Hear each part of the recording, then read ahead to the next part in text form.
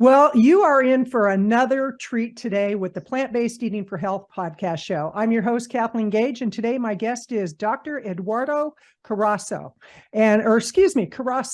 And Dr. Corassa is a clinical nutritionist. He's a writer, speaker, YouTuber, and culinarian, which I really want to get into that.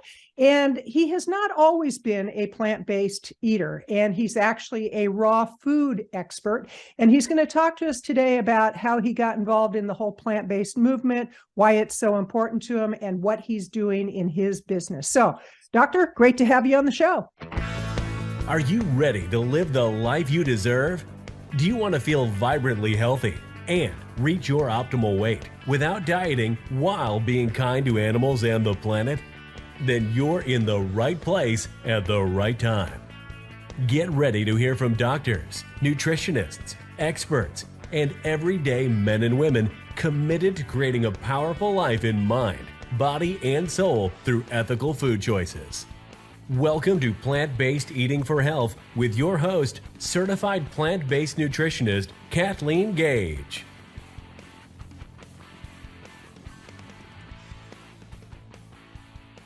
It's my pleasure, and I'm happy to share a little bit of my knowledge and work for the last 16 and a half years.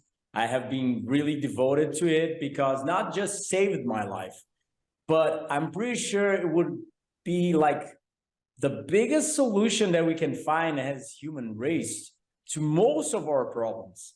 So it's been a long journey, but like the beautiful journey I could ever imagine, because it involves not just our health, but it involves human race health, but also animal health, welfare, planet welfare, it involves the whole life in planet Earth. So I got involved with it because I was really, really sick as a child. And I was really, really low performance as a child, like in sports, in school.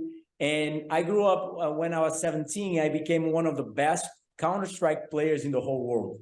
Counterstrike is like the most computer video game played. Mm-hmm. And I was trying to get back in the game because I traveled the whole world. I was 17, we get good payments. We were like stars, giving autographs, staying 5-6-star hotels to play video games. It was a dream for me. So I didn't want to lose my job. But I started smoking, drinking, having bad lifestyle habits, even worse than I had before, because we were making money, traveled the whole world, 17 years old. You don't know that you should take care of your health, not just because of you, because of the world, but also because of my job. So I connected that I started to play bad because of my bad habits, because I got like almost 100 kilos for 1.73 meters. 100 kilos would be 230 pounds, something like that. Mm-hmm. So I was pretty heavy, and I started and went into medical doctors, and they were all about surgery and pills, and never talk about lifestyle changes. And I was like, no way, they don't look healthy. How they can teach me health if they are even more obese than I am?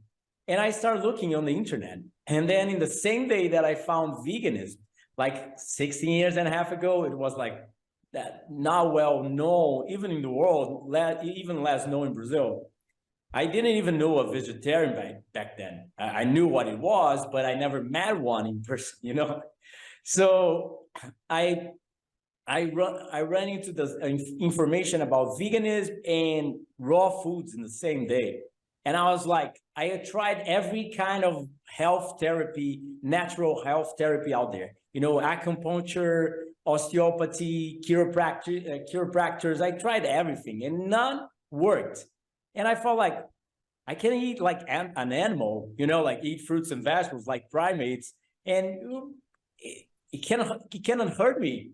I'm already in pain. I had diabetes, terrible back pains. I was about to do 2 surgeries on one of my knee, on my nose, and one on my back. So let's give it a try. And I started eating raw foods at the same day. And like in 3 days, my allergies went away. My mental clarity was over the roof. I could do everything that I do better, a lot better. So I was like, I'm into it. So I kept going, and I actually did a 24-day water fast after 6 months after starting a raw food diet through the readings of Herbert Shelton, a natural hygienist. And I was amazed. And I swear to myself after the 24-day water fast, and I don't suggest that you do it at home.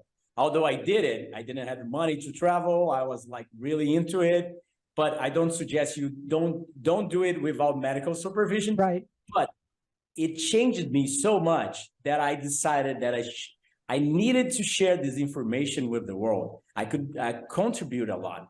So I started, doing everything that I needed to get into this kind of profession. So I went to university to study nutrition. I started writing books because all the old hygienists wrote a lot of books, Tilden, Shelton, so I started understanding a lot more human physiology, biology, chrononutrition, chronobiology, what time you should eat, how you should dim the lights at night so don't affect your suprachiasmatic nucleus. In English, I always mix it up a little bit, but it is a lot to say. But I got in love by hygiene, and I knew that I could contribute to a lot of people. So nowadays I'm publishing my 10th book. I did a TED Talks about it. And I really believe that we are frugivore animals because I have been living on primarily fruits and vegetables for the last 16 years and a half. And, life couldn't be better. Well, it's interesting because when you started this discussion, you said that all of our problems could be, probably 99% of our problems could be solved by changing the way we're eating and eating a whole food plant-based diet. And you lean definitely towards raw. And yet it's so interesting how people do not connect the dots, whether it be around the environment, whether it be around animal abuse, their health, and everything is connected. So in the work that you do, which you've accomplished a lot, you're a YouTube sensation, you're an Instagram sensation, you've got, you're all over the place, and you've got, I believe, millions of followers, and you have really made your mark in this community, in this market. And about the people like Mr. Shelton from way back when that a lot of people have never even heard of, and he was the start of the movement. And so how do you encourage people to really dig deep and look at the fact that what they're consuming is probably the cause of 99% of their problems? Each people has its own view about life. Some people are more spiritual. Some people are more rational. I'm quite more rational. So when I look into the data, when I see the science, I get way more motivated because I know that I can be more intelligent. I can be smarter. I can be more creative. So I know that I can be more reproductive. I can have, a better offspring. I can have better sex health, like pleasure and, everything connected to it. I can have more muscular and sports endurance. I can have better bones. When you dig up the science and you understand it, you get more motivated because you can be a better person. You can take care of the planet. One thing that nobody talks about in the plant-based movement is that actually trees grow food in 3D, three-dimensional instead of two-dimensional. If you think a field of grains, they grow just to one side to the other. Trees grow like a jackfruit can grow like jackfruits over 6 feet, 60 feet, 30 feet. I'm terrible with feet. I could talk about meters, but feet, forget about it. Like 20 meters high, they can be growing jackfruit. They have like 60 seeds. And a jackfruit can get up to 36 kilos, one jackfruit. And the tree can produce like 60, 70 jackfruits per season. So you have more 60 seeds inside of each fruit to produce more trees, to take care of the soil, take care of the animals, because the trees are actually the houses. It's the shelters. It's their food supply. So if we think about it, we need actually more a fruit and vegetable-based agriculture that would take care of a lot of issues for us. Not if people think about it, fruits and vegetables have phytonutrients that are actually medicine nowadays. We know that lutein and zeaxanthin can protect your eyes. If you're getting old and losing your eyesight, you can have phytonutrients that go directly into your eyes and start protecting them. The phytonutrients also protect your brain, so there's a lot of things to think about it. But if you want to take care of your family, if you want to see your grandchildren, if you want anything, like spend less with money, you spend less money with like everything that you do, because I don't have health insurance for 16 years and a half. I'm not suggesting that, but I haven't spent on health insurance.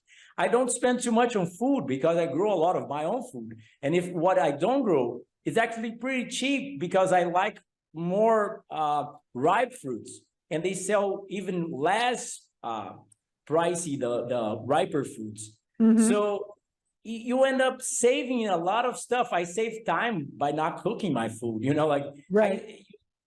so you get more productive. And that's why that's how I could, like, even my dad was like an immigrant from Italy in the Second World War. That's why Corassa is my last name, because they were Italians.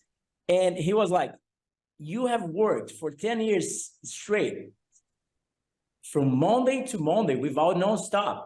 And I was like, Dad, it's not me, it's the diet, it's the lifestyle that makes me more productive, more creative. So I could, like, go to university, learn several sports at the same time, have 2 jobs, create a company, write 10 books, and create a YouTube channel that we're reaching 400,000 subscribers, and I was selling raw foods and fasting to a country that it didn't even know about what fasting and raw food was, so I worked a lot, but that was not me. It was the lifestyle. The fruits and vegetables and a healthy lifestyle can help the body to generate BDNF, brain-derived neurotrophic factor. So you can be more intelligent, more creative. So, like, you don't want to be more AGEs, advanced glycation end products. It's one of the cooked food toxins that are generated every time you cook. Of course, if you cook fats and proteins, animal protein, you end up getting more AGEs. But also, if you have high levels of AGEs in your blood, you have more brain atrophy and neurodegeneration. So, like, I want to be smarter. I want to retain my acuity, my mental capacities until I'm 100. So, like, why not? And it's so interesting, because in the United States, this is rare around the world. We're one of the only countries that allows this. But Big Pharma, they advertise on TV, fast food restaurants. So we'll have a fast food restaurant commercial, and then right after that, a pill to fix whatever the ailment from the fast food. And you don't see this in other countries. And one visit to a grocery store and you see how unhealthy we are. And, it's like the number of people getting dementia and Alzheimer's and all of that, it's just increasing by the day. Children with autism and ADHD, and people are like, oh, let's take a pill for that, where that's really not the solution, because sure, you might live to a certain age, but the quality of life is going to suck, basically. And, one of the things you brought up that a lot of times people don't want to discuss, but is your sexual ability. That with men, erectile dysfunction is very common in men who eat a lot of plant or animal-based foods. And in women, just the desire is gone. And so if nothing else, it's like that gives you a quality of life that is worth living for, I think. But let's talk about your book. Yeah, it's like, I know, I can see it. Let's talk about your books. You have 10 books, or you're working on your 10th book. What was the very first book that you wrote, and what motivated you to write the book?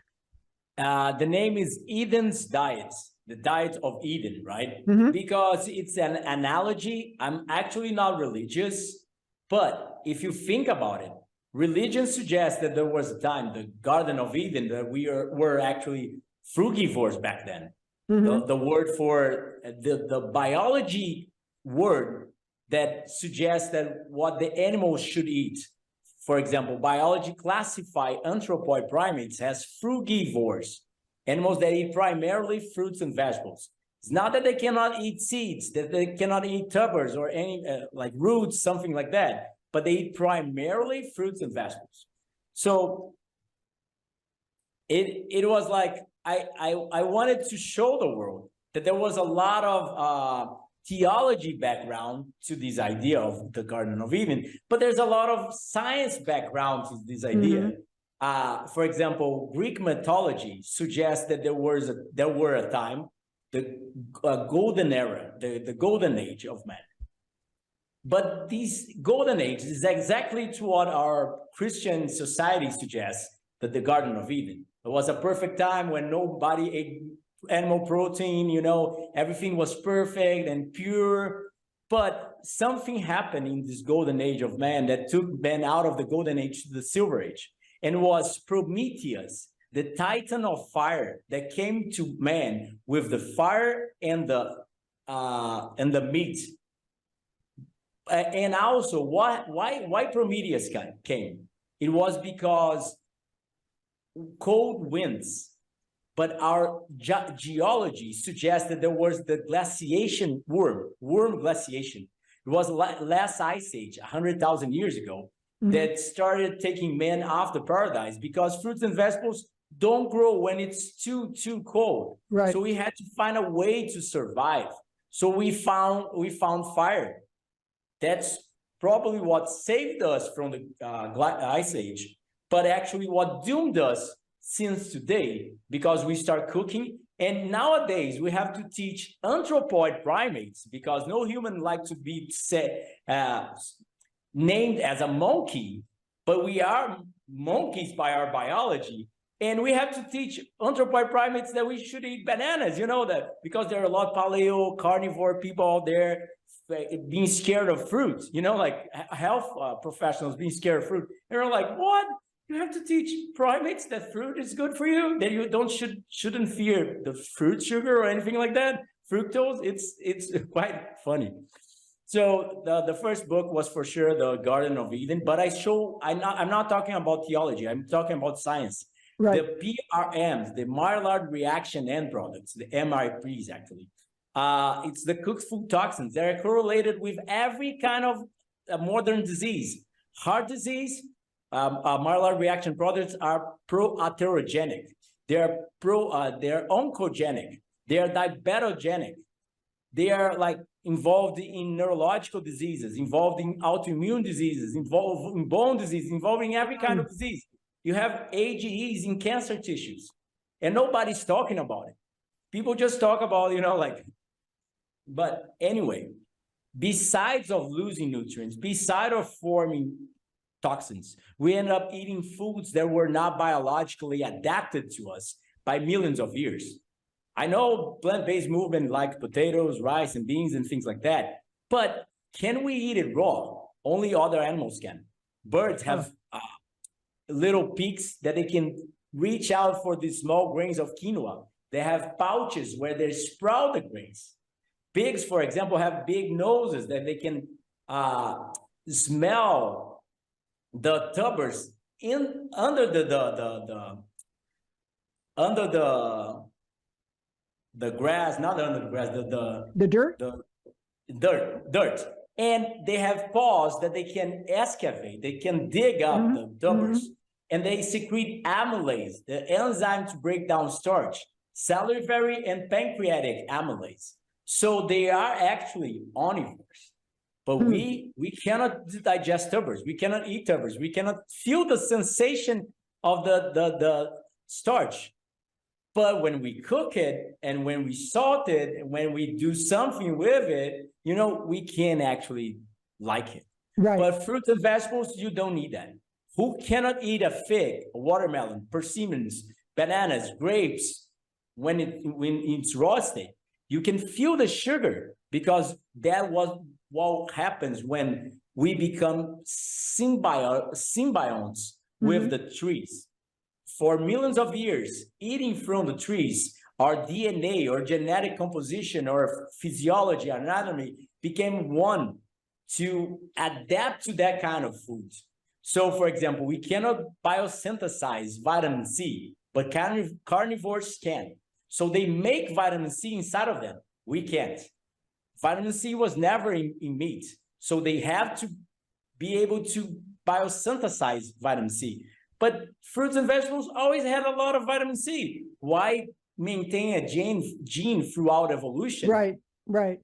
That it doesn't serve us. So that's why I wrote the Garden of Eden, because there's a lot of data to suggest that we were frugivores and we were taken out of the paradise because of the Ice Age. And then we start cooking and eating meat, but just as a survival way and not because of our, evolutionary way or something like that. Right.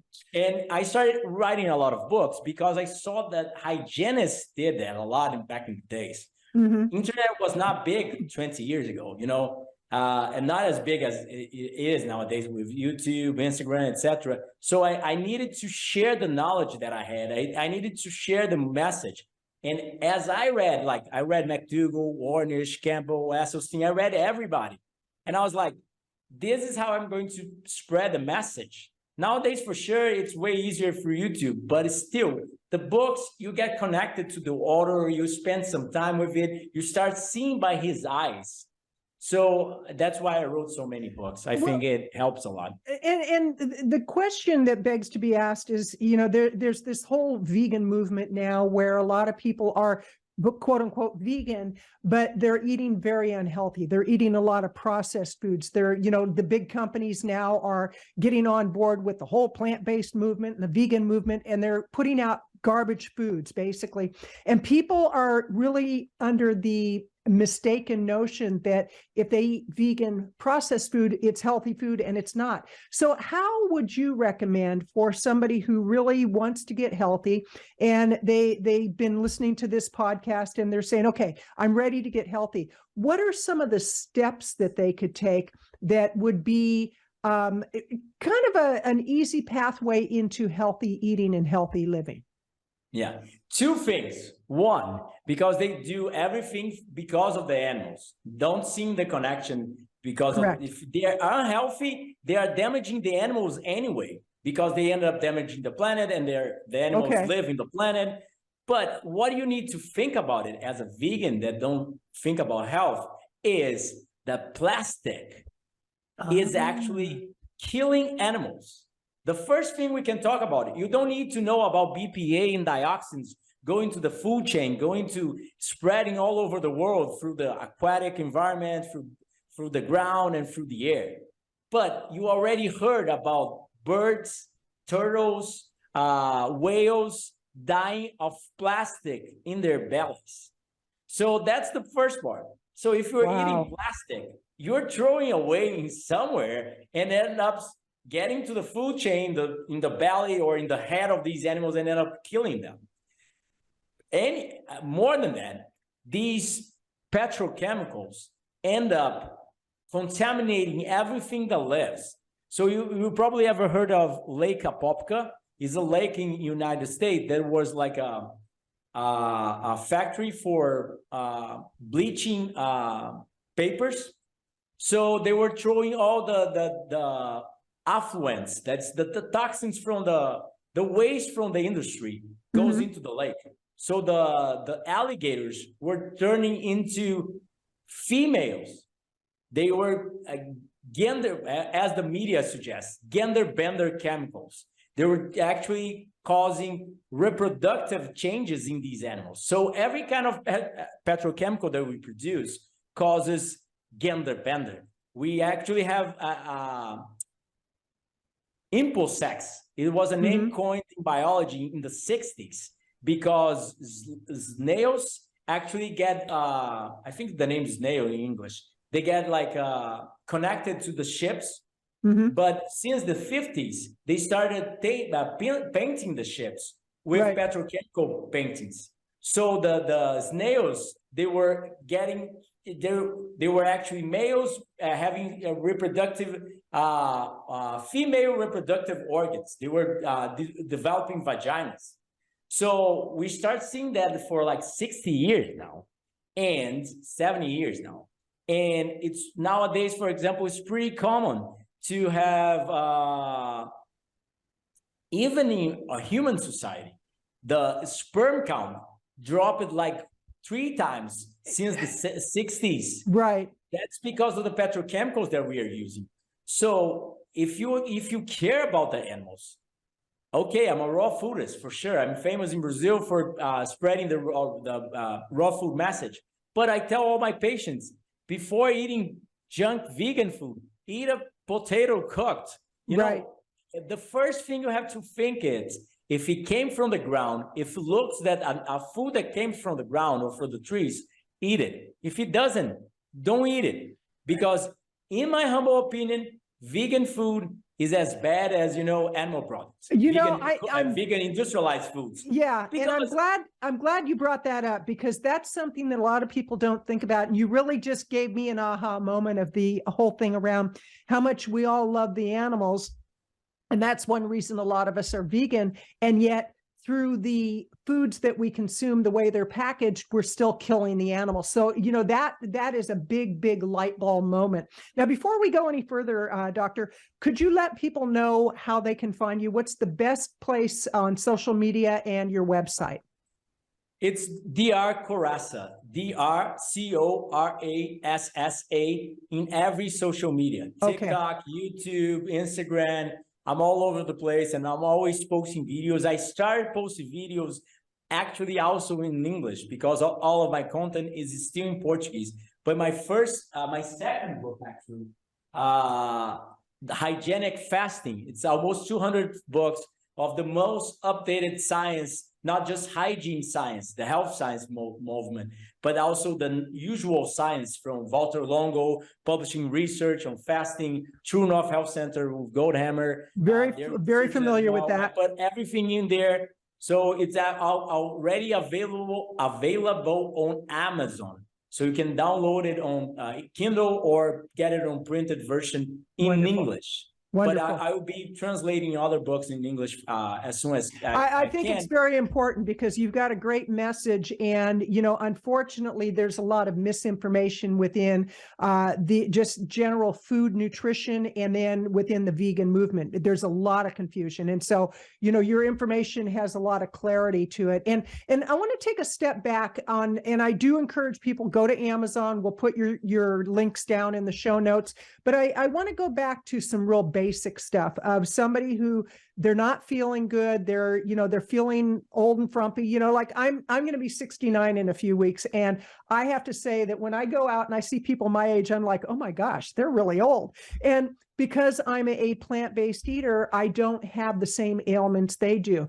And I know that people think that people like us are lucky. Well, luck has very little to do with it. The way we choose to consume food has everything to do with it. So somebody who wants to start a healthy eating protocol, let's get down to real basic information. Let's get rid of the science. Let's get rid of, the dogma and all that. Let's just get into basics. What are 3 or 4 or 5 steps that they can take to get into a healthy lifestyle? First of all, congratulations. You don't look 69. Thank you. And we now know that our biological age and chronological age can be a lot different, so Absolutely. You're taking care of yourself. So your biological age is not for sure 69 if we do measurements, laboratory measurements, as we call the Horvath clock and other clocks that can measure epigenetic aging. But the first thing I always tell my patients is something quite basic and simple, is start your meals, every meal, with eating more fruits and vegetables. Because if you eat more fruits and vegetables, the most micronutrient dense foods in the planet and the least caloric dense foods in the planet, you are getting a lot more bang for your buck, because you are getting more micronutrients that we are lacking of, and less calories, because caloric restriction is actually the most and scientific proven way to live longer and have less diseases. So with watermelon, for example, 30 calories per 100 grams of food. So if you get 1 kilo of watermelon, that's 300 calories. If you get 100 grams of olive oil, you have 900 calories. You have to eat like 3 kilos of watermelon for getting 4 tablespoons, I think, or 5 tablespoons of oils.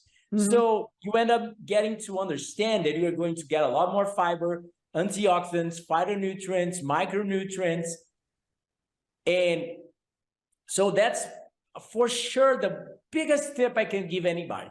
Start all of your meals by eating more fruits and vegetables, fresh fruits and vegetables, food that spoils pretty quick. Because people don't understand, but I always tell my patients, because, for example, here in Brazil, rice and beans are quite the usual staple food.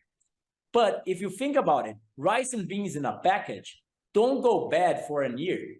But watermelon goes bad in like 2 days if you cut it. Right. It goes bad in like 10 days if you stay in the shell, like 20 days tops.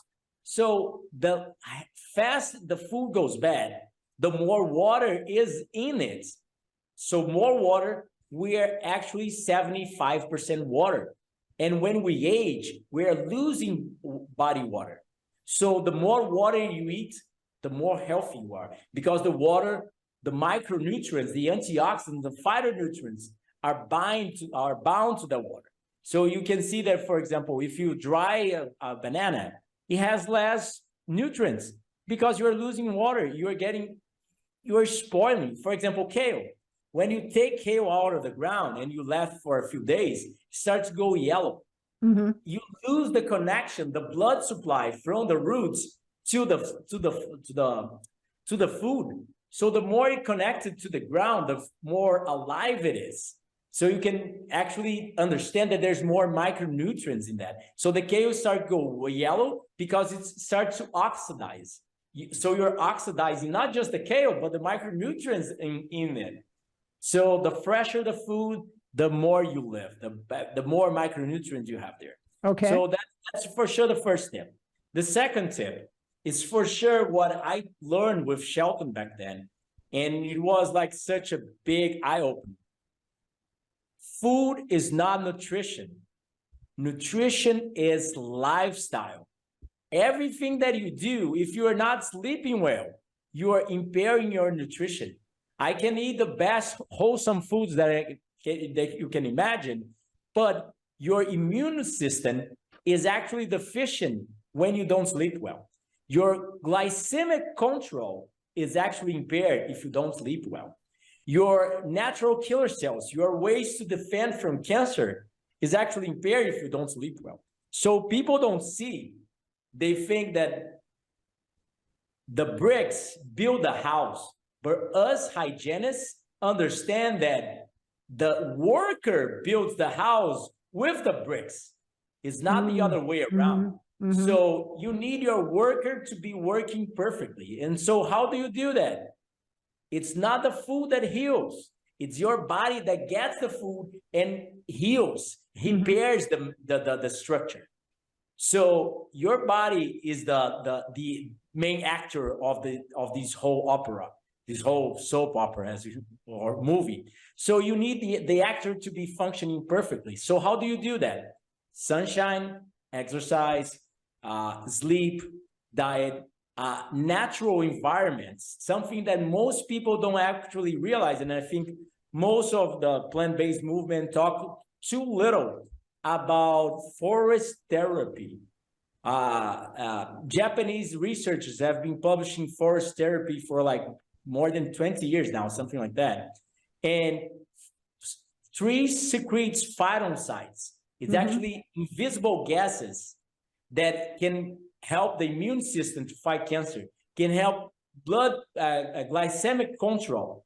You can even get better in your diabetes control just by breathing the air that the trees produce.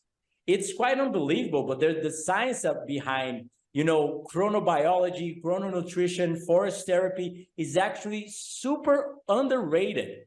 So we are talking too little about, for example, if you have dinner late at night, you get pro-inflammatory genes being turned on, you get more, you get a raise in glycemia, insulinemia, cholesterol, triglycerides, a lot of blood pressure. You get a lot of biochemical changes just by having dinner late at night, because we are diurnal creatures. We have been exposed for 12 hours of light, 12 hours of darkness for the whole evolution of the planet. but now we have access to blue lights at night.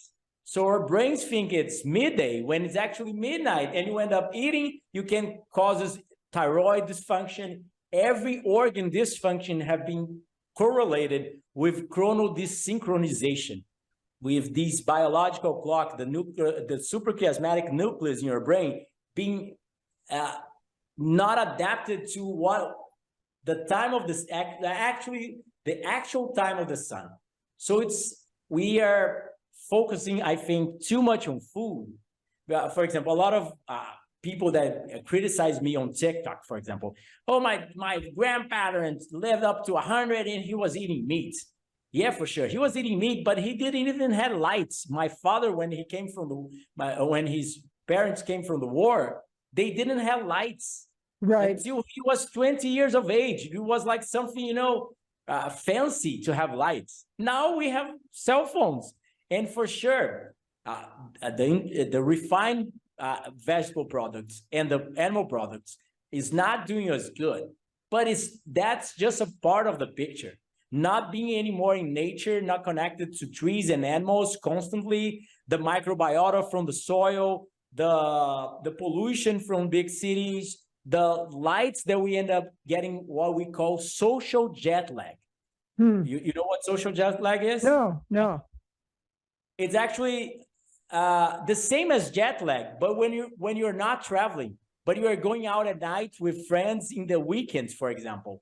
So that in science has been suggested, for example, people who do social jet lag constantly, for example, you go out, you go to bed at 10 p.m. every day, you have dinner at 8 p.m. every day, but at the weekends, you have dinner at 10 p.m. and you go to bed at midnight.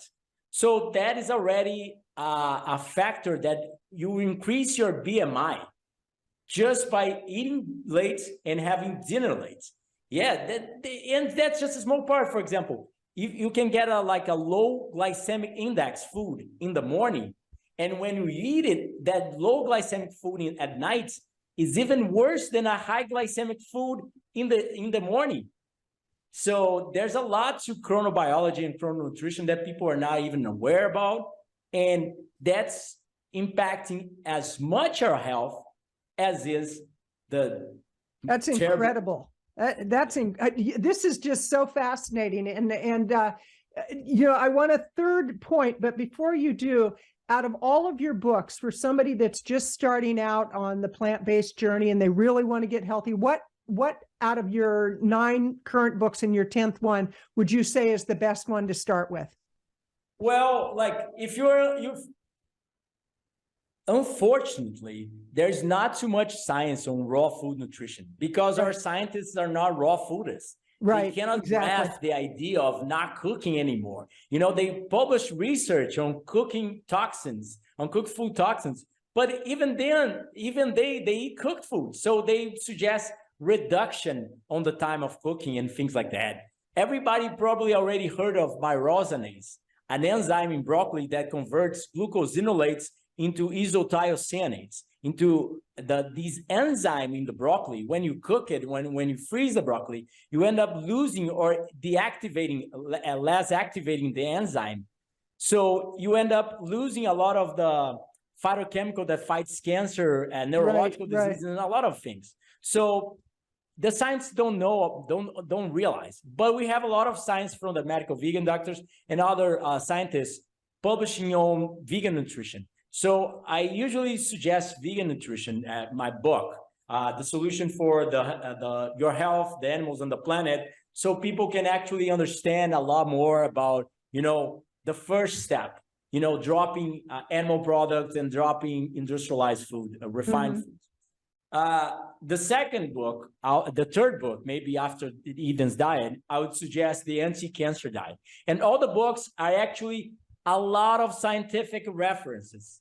You can see here in the end, you have several pages of several hundred research papers on the on the highest impact factor journals in the world. That means it's Science, Nature, Cell. I put a lot of the best scientific journals, the best published research, and all numeric references. So I'm not talking about all of out of the blue, out of my head, but I'm actually suggesting in every sentence, the scientists that published it, where you can find the Wonderful. research. And in the anti-cancer diet, actually, my father died 5 years ago from cancer, and he knew what I was doing. He knew what I promoted.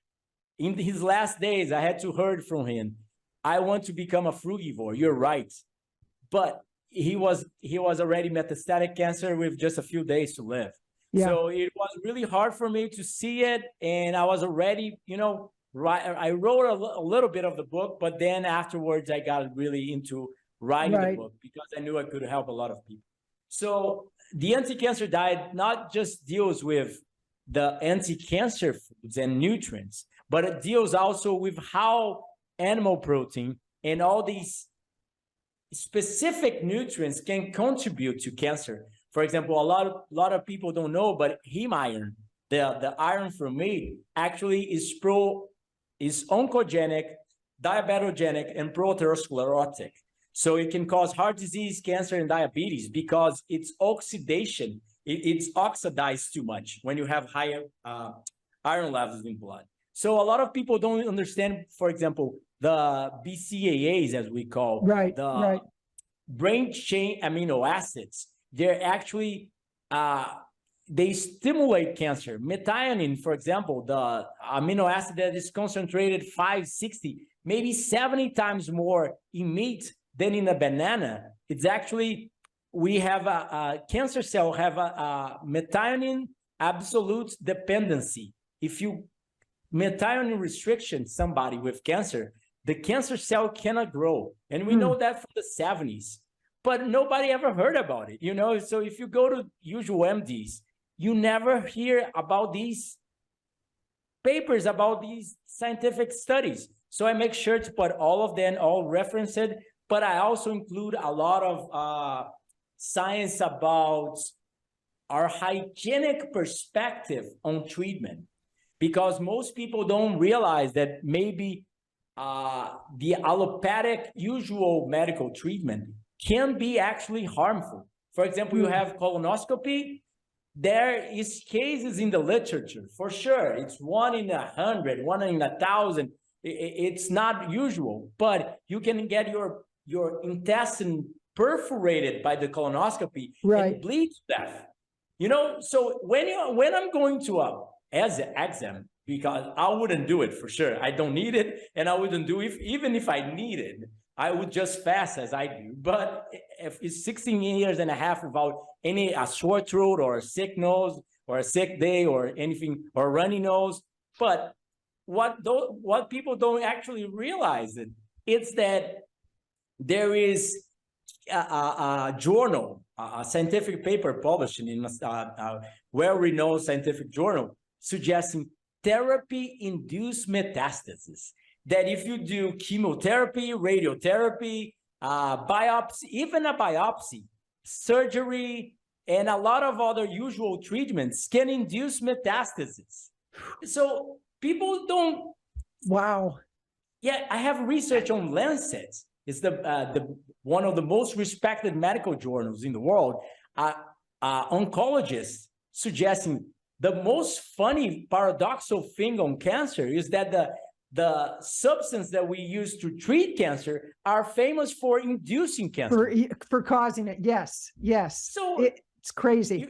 You get tamoxifen, the most famous drug for breast cancer. And tamoxifen can reduce breast cancer incidence while increasing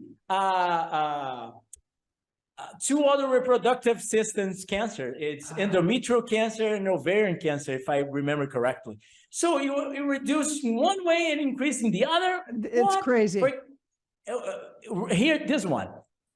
Folic acid is being supplemented for pregnant women since the 70s. Right. For really little research that we had that folate could help women. Folate is not folic acid. Folate is that it comes from foliage, from leaves. It's the Latin word from leaves. So where you get a lot of folate? Greens, right? So, but they made a synthetic folate that we call folic acid, and we start supplementing pregnant women with it. But since the 2000s, we have research that folic acid supplementation that is actually mandatory in Brazil and also in the United States. For example, bread comes with folic acid supplement, and you cannot even choose if you want or not. So that increases the probability of cancer in the mother and in the offspring by epigenetic transgenerational changes. So like, why we're supplementing mothers with really little research that can prevent tube degeneration diseases in the child, if it increases cancer in her and in him? I'm like, I thought people need to realize that it's not just the diet itself. There's you understand my absolutely, and it really boils down to, unfortunately, money. It's like with the big pharma and healthcare, at least in the United States. I mean, there's a lot of corruption that's going on, and people tend to believe what they are told over and over and over again. And so when we bring them information like what you're just brilliant at your information, people are like, well, my doctor said, and it's like, well, look at your doctor, and look at, the amount of disease that we have. So let's go back to the third point, because I have to have you back on the show. You have so much to talk about, but what's the third point? I go fast. What's that? I'll go fast in the other Okay. other point. So the third point for sure, it's understanding that industrialized food is crap. I'm sorry to say that, but it's crap. So most people don't realize. They are like, olive oil, coconut oil for cooking is the best oil for cooking. And I'm like, why do you need oil for cooking? There wasn't no oils. We have been cooking for 10,000 years. We have been living on the planet for 8 million of years. We have developed oils, refined oils for what, 100 years, maybe even less than that? You don't need oil to cook your food. And even then, you shouldn't be cooking your food. You should be eating raw food, but still. Anyway, so I teach people that cut out the garbage. Just eat a sweet potato cook. Just cook a sweet potato. Cook a plain thing. I'm sure that cooking food is not optimal for us, but the issue with the health diseases, the diseases nowadays, is not cooking. Look to Okinawa, all the blue zones. They have been cooking almost all of their foods, and they're living up to 100. So cooking for sure is an issue, but it's not the main issue. The main issue for our health issues, in nutrition-wise, it's refining the foods. So no refined foods. Eat as much as you want of, whole foods, even cooked, but eat what nature provides us. Right. The other point that I suggest, because I have patients that come from all different perspectives of life, so we don't have too much data on veganism in long run. For example, comparing data from a vegan diet to a Mediterranean diet, we don't have the randomized clinical trials, but we have the blue zones. And what do? They reduce the frequency and the amount of animal protein. So that's one of the main things I talk to patients that don't want to become vegan, is at least reduce the frequency and the amounts as much as you can. Okinawa, for example, eat 4% of their calories or 3% of their calories coming from fish or animal protein. 3% in a 2,000 calorie diet is like what, 50 calories, 60 calories? Like 100 grams of beef or fish, it's like 250 calories. Right. Even maybe more than that. So it's not like, it's like eating once at 5 days, a small portion, so just to people at least start to understand. And then for sure, when they see that, they don't miss the animal products, just quit it and focus on B12, on supplementing at least B12. And then the next point is, for sure, understanding that your health, that I learned with Doug Graham, like one of my mentors as well in the raw food movement, your health is as good as its weakest link. So you can have the perfect diet, but if you don't, I exercise every single day. I was a couple of hours before planting trees, like under the sun, digging holes to planting trees and touching the soil. Right. So we know by science that if you touch the soil, you can improve your intestinal microbiota, your gut microbiota, just from touching the soil. You don't even need to eat the food, So there's a lot to health that we don't actually realize it. Right. And as hygienists, we always tell it's a different perspective from surviving to thriving. For example, here in my garden in Rio de Janeiro, I planted bananas, mangoes, and apples. The apples die every time because the summer season comes. It's like 2 months of directly sunshine with almost no rains. The apple is not adapted to such a heat, to such a low amount of water, in the soil. So it dies. So it's not just because, or for example, if you go to Portugal, you can plant banana trees, but they don't grow bananas. They grow the tree, but they don't give bananas. So, for example, I try to plant figs here. They grow, but, they get too weak. The plant cannot thrive with these kind. The figs don't thrive in my kind of environment. That's sad because I love figs, but you need to understand what I'm suggesting. Thriving is completely different from surviving. And if you give all these biological needs in the ideal amounts, you thrive. If you survive to 60 years of age, living a usual life, you're not thriving. You're just surviving. You're having the worst quality of life ever. And you think just because you're alive, you're getting everything that you need, but you're not. An obese person can be 60. And for sure, we know that obese cannot thrive because there's a lot of metabolic, hormonal, gut microbiota changes, gene changes. So, you have to choose for yourself.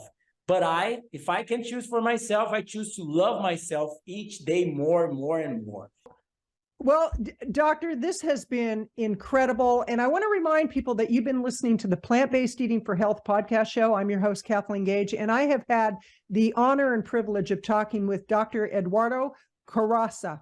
And just phenomenal information. I mean, this is very, very heady. It's very heart-driven. It's very scientific.